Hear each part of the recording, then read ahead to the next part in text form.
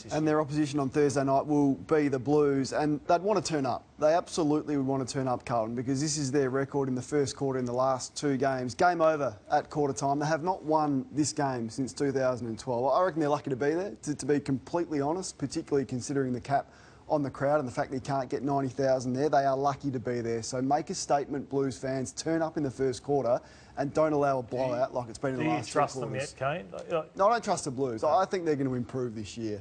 But I want to see a hungrier, tougher side than what we've seen, particularly in the season opener the last 2 years. And suddenly they feel a bit under pressure, at least in the media. Robert Walls has written or made comments. They've obviously been the hype premier of the off-season. Lots of eyes on how they'll perform, and patience is thin, Cara. I think David Teague's under as much pressure as any coach going into this year. I'm sure that you'll have a word to say later about your whipping boys GWS, Craig, but I think that what you've got is a captain coming out of contract, the champion of the side, long-term injury again to Curnow, and obviously I think there was a bit of disenchantment from some players about the re-signing of Eddie Betts, who's seen as very close to the coach, and disappointing last year, and dare I say it, but Alastair Clarkson waiting in the wings and clearly at odds with people at his own club. What do you mean waiting in the wings? Well, no, he's not waiting in the wings. I've used the wrong words there. I think you've got a board, the Carlton board, looking for some credibility, and I think they see Alastair Clarkson as their salvation. He's gettable, Clarko. Yep, I think 2022 is contracted to Hawthorn. I think that Carlton will make... If things don't work out with David Teague, and I'm fast-forwarding, I know, but that...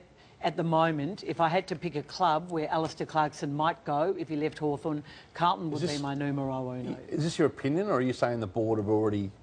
You mentioned the board there. Oh, I think there are people on the board who are already casting their minds.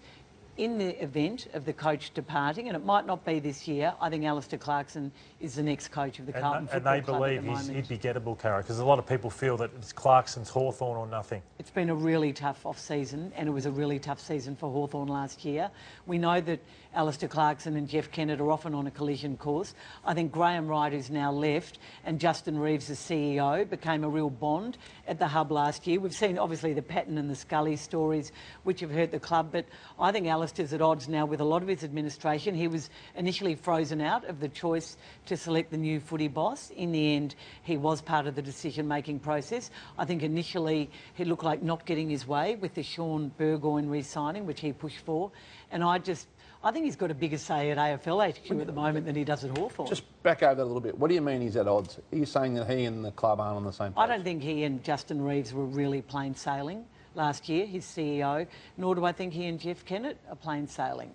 And I think Alastair Clarkson, I'm sorry, but I think it's probably time he did go to another club.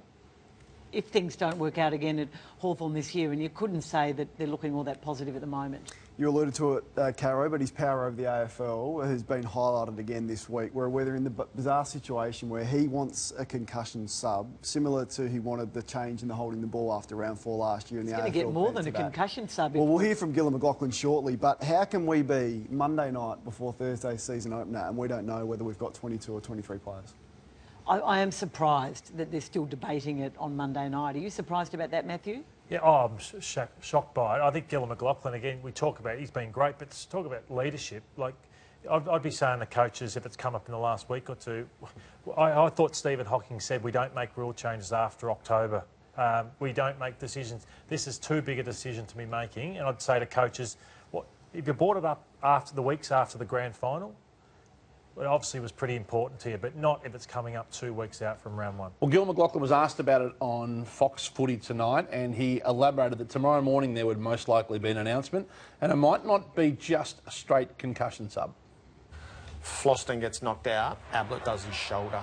Are you mindful of what that looks like? And could this be broader than a concussion sub? That is why we're still discussing it, because I think that medical aspect, rather than just concussion, is where this might go. So it opens up all sorts of areas, and it's back to 2011 to 2015 where they had the old sub, which the players hated it. The supporters hated it, and the AFL got rid of it for a reason. So not just a concussion sub, an injury sub, which opens up all sorts of avenues. How do you know if someone is so injured that they can't come back? Exactly. You could concussion, yes. That is a big issue. Tight calf lordo in a prelim final and come off and get a fresh set of legs on. The only way this works is if the player obviously goes off for his test in the 20 minutes. I still wouldn't allow the sub to come on. The moment he's ruled out for the game, he's out for 12 days.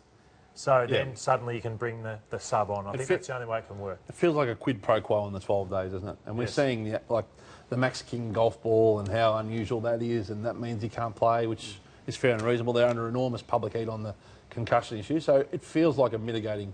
Make it concussion, don't expand it to all injuries. I think that's got whiskers on it.